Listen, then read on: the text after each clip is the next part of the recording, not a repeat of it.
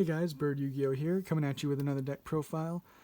Today we're doing, as you saw the other day, we're doing Pendulum Yosenju. It's another really fun deck. This one's actually super cheap as well. There are like no expensive cards in this deck at all, so you should be able to pick this one up for pretty cheap. And it does a lot of stuff very well, honestly, especially going second. It can do some pretty cool stuff, but even going first, you can still put up a pretty good board. As usual, if you guys aren't subscribed already, go ahead and do that. Really helps me out, and it makes sure you guys don't miss any of the content that I'm releasing, any of the deck profiles or anything. So without further ado, let's get into this one with probably our most important pendulum monster for Yosenjus. It's Yosenju Hitot, however you say that. But its pendulum's effect is you can target one Yosenju card in your pendulum zone, and its pendulum scale becomes 11. You can't special summon except for Yosenju monsters, but that doesn't matter because that's all your pendulum summoning. And then during the end phase, you return this to the hand for potentially summoning next turn if you want to. So you can leave him as a 3, or you can make him 11, just depending on what you want to do, what you want to pendulum summon. He's a level 10 as well. And then his monster effect, he can't be special summoned except by pendulum summon. And if it's normal or special summoned, you just target one card your opponent controls and return it to the hand. And then each time a card on the field is returned to the hand or main deck by your card effect, while this card is on the field, all Yosenju monsters you currently control gain 500 attack. And then if he was special summoned, you return him to the hand. So he's just really cool in all ways. Kind of the pendulum monsters, they like to gain attack on your Yosenjus just so you can just OTK easier, and they also of course like to return cards to the hand, which really helps out. And then the next pendulum monster we play is one of the original ones, Yosenju Dieback. He's another level 10. Scale 7, but again with Hitot you can make him an 11. But when a Yosenju card, so if this is in the scale, when a Yosenju monster you control declares an attack, you can have that attacking monster gain 300 until the end of the battle phase. And then he cannot be special summoned except by pendulum summon, and his pendulum summon cannot be negated, so that's really nice. And if this card is normal or special summoned, you can target up to 2 cards on the field and return them to the hand. And then again for him, during the end phase, if he was special summoned, you return him back to the hand. 3,000 attack is really nice. Hitot is 200 attack and 3,000 defense. So they're both pretty good stats. And then we play 2 of the Yosenju Shinchu L. This card's really good. If a Yosenju monster you control would be destroyed by battle or card effect, you can destroy this card instead when it's in the pendulum scale. And then if it's normal summon, you just change it to defense, and it's got 2100 defense. So kind of nice. And then your opponent cannot target Yosenju monsters you control with card effects except for this one. So these are they're good in scales for pendulum summoning your level 4 Yosenjus, or just protection for your Yosenju monsters. And then we play 2 Shinchu R. He's really only good in the pendulum version, because his pendulum effect, if you have a Yosenju card in your other pendulum zone, you can make this card's pendulum scale become 11. So instead of being 5, you'll make him 11, and then hopefully be able to pendulum summon out maybe one of these level 10s or any of your other Yosenjus that you need to. So that's really nice. And then again, this one, if it's normal summon, you change it to defense, and then your opponent cannot target Yosenju monsters for attacks except for this one. So again, just kind of a couple cool effects that do help this deck out a lot. And then now, so that's it for like the pendulum ones. For just the regular Yosenju monsters, the really nice powerful ones, Kama 1, level 4, if he's normal summoned, you can get an additional normal summon of a Yosenju monster. And then you can target one face-up card your opponent controls and return it to the hand if you control another Yosenju monster. And then during the end phase, if this was normal summoned, you return it to the hand. He's probably one of the best ones. And then still play 3, 2 He's normal summoned, again, you get an additional normal summon of a Yosenju monster. And then this card can attack your opponent directly, but when it does so, the battle damage is half. So just base, he's at 1800, so he'll be at 900 if he attacks directly. And again, during the end phase, you'll return him to hand if he was normal summoned. And then 3, same effects as them, except for if a Yosenju monster you control inflicts battle damage, you can add one Yosenju card from your deck to your hand. So this can search out any Yosenju. We got a lot of Yosenju cards in here. Search out any of them. So basically, if you have 3 and 2, you'll more than likely get some damage from attacking directly, and then you'll get a search off of 3. So that's just really nice, just that little combo there. And then we play 3 Izna. I still really like Izna in this build. It's just a draw power. And also, you can discard this card, and your opponent cannot activate cards or effects when a Yosenju monster is normal or special summon. So it protects your Pendulum summons and your just regular Yosenju normal summons. And then, like I said, if you control another Yosenju monster, you can just draw 1 card after you normal summon this card. So it's really nice for that. And then we also play 2 Yosenju Sabu. He's good, again, for the Pendulum version, because if it's normal summoned and you control another Yosenju card, you can add 1 Yosenju Pendulum monster from your deck to your hand. It also has another effect where you can target 1 Yosenju card you control and place 1 Dizzying Winds of Yosen Village or Yosen Whirlwind from your deck face up to your spell and trap zone. And if you do, you got to shuffle the targeted card into the deck. So mostly you're using him to search out a Yosenju Pendulum card, but really good card. I like it a lot in this version. And then still playing 2 Sujik. I just really like gaining the attack that he provides during either player's damage step. You can just discard this card, and that monster you control gains 1,000 attack. And then while he's on the field, you can also target 1 Yosenju, and it gains 1,000 attack. So you can even make him gain 1,000 attack. So he's just nice for that. Really good for going second and getting over problematic monsters. Last 2 we play 1 Magat. He's a level 6.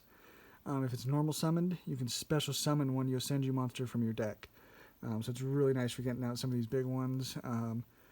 And then if this card was special summoned, you return it to the hand. And then Misak, Yosenju Misak, or Misak, however you want to say it. At the start of the damage step, if this card battles a face-up non-wind monster, which is there's not very many wind decks out there, you can destroy that monster. And then when this card is Pendulum summoned, you can target 1 card your opponent controls and destroy it. So he's got 2 really good effects pertinent to this deck, the Pendulum version. And then if he was special summoned during the end phase, you'll return him to the hand. So that's it for the monsters. You can mess around with the ratios a little bit. You don't have to play 3,2. You don't have to play 3 Izna. You don't even have to play Sujik if you don't want to. So definitely mess around with that if you want to, but I like this the way it is. A lot of monsters, but that's okay in this Pendulum version. For the spells, we play Tenki. When it's activated, you just add 1 level 4 or lower Beast Warrior type. So that's your searcher for your, basically your level 4s. Your Kamas and your Izna. Not going to be able to search any of your Pendulum monsters, but it is still very good. It also, all Beast Warrior type monsters you control gain 100 attack. So this deck has you gain a lot of attack, so it's really nice. And then we play 2 Yosenju Orochi Channeling. If you control no monsters, you can activate 1 of these effects. You can either add 1 level 5 or higher Yosenju monster from your deck to your hand. So you got quite a few targets for that, including the Pendulum monsters. Or you can place 1 Shinshu L and 1 Shinshu R from your deck to the Pendulum zone, but destroy them during the end phase, or during your opponent's next end phase. So that 2 really pertinent effects, either adding a Pendulum monster, or just any of these guys, or you're just setting your scales with L and R. So really nice for this build. Play 1 Wind Worship. If you control 3 or more Yosenju monster cards with different names, you return as many Yosenju monster cards you control to the hand as possible. Then you can draw until you have 5 cards in your hand. So you can potentially do this. It's a quick play. So, get a bunch of monsters on board, do what you need to do, and then you can potentially activate this in like main phase 2, return them to the hand, draw more cards. It's a really nice card to have in this build. I like it a lot. Another one that's pretty cool is Training Grounds. Just again, one of it. Each time a Yosenju is normal or special summoned, which you do a lot of that in this deck, you'll place a counter on this card. If you have one counter, if you remove one counter, all Yosenju monsters you currently control gain 300 attack.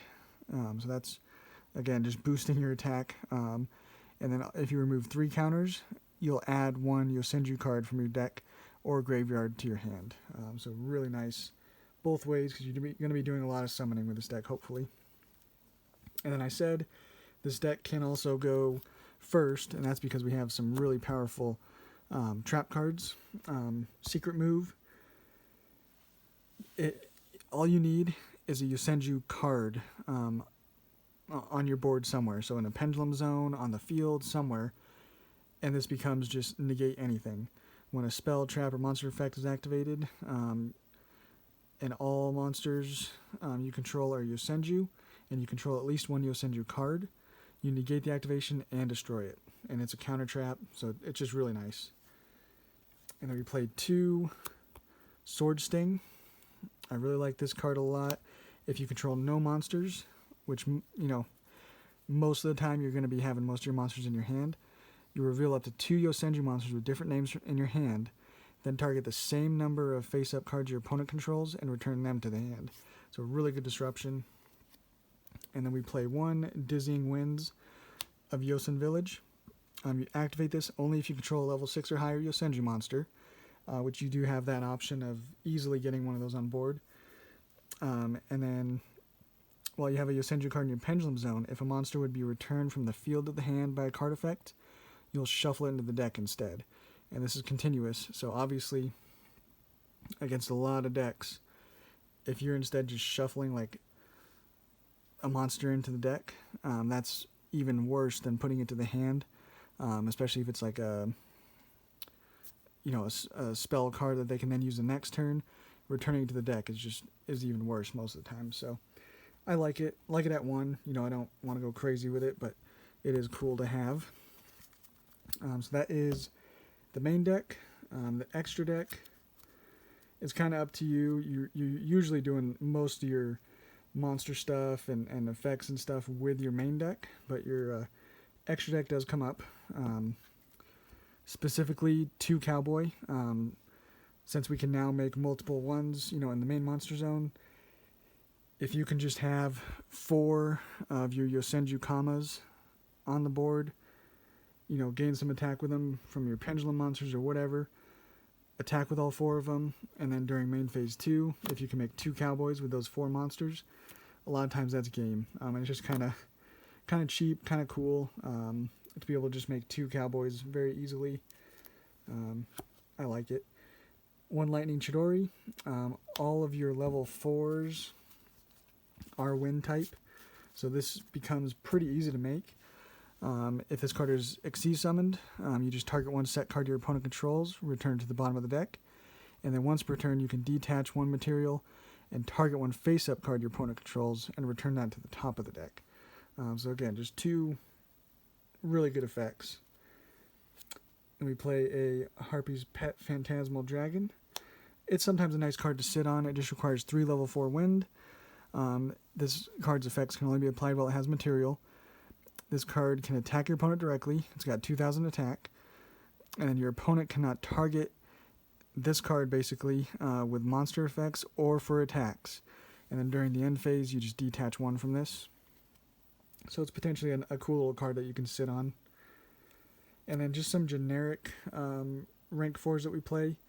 Dugaris, again, mostly for that draw power. That's going to be really nice. Or doubling the attack of one of your monsters is also pretty cool. Tornado Dragon, getting rid of those problem spell and traps that are, hindering your plays. Abyss Dweller, turning off your opponent's graveyard, sometimes comes up. Time Thief Redoer, just a nice interruption card on your opponent's turn. Daigusto Emerald, since this is like a pendulum version, you'll potentially have some, more monsters in your graveyard that you could potentially use this for. It's a wind type as well, but that doesn't really come up that much. And then the last one we play is just Baguska. You could just sit on this if it does hurt quite a few decks. And then our links, Great Fly. Everything we play is pretty much wind. So this card gains you some more attack. You could potentially get some of your monsters up pretty high just by boosting their attack in all the different ways that you have with this deck. And then just some generic removal. Cerberus to get rid of monsters. Phoenix, spells and traps. Unicorn, just any face-up card. And then since we do play a lot of Xyz, Gravity Controller is sometimes nice for getting rid of, like an Appaloosa or something. Cool card. So that is the deck, guys. It's a very different build. I normally like to play my Yosenjus very, very control, very trap heavy. But I found this deck to just be kind of refreshing and just kind of a cool new take on Yosenjus. It's really fun, like I said, and super, super cheap. I can't think of any card in this deck that's expensive. Potentially the Nightmares. I think Phoenix might be like $5, but yeah, try this deck out. It's really fun, guys, and we'll catch you on the next one.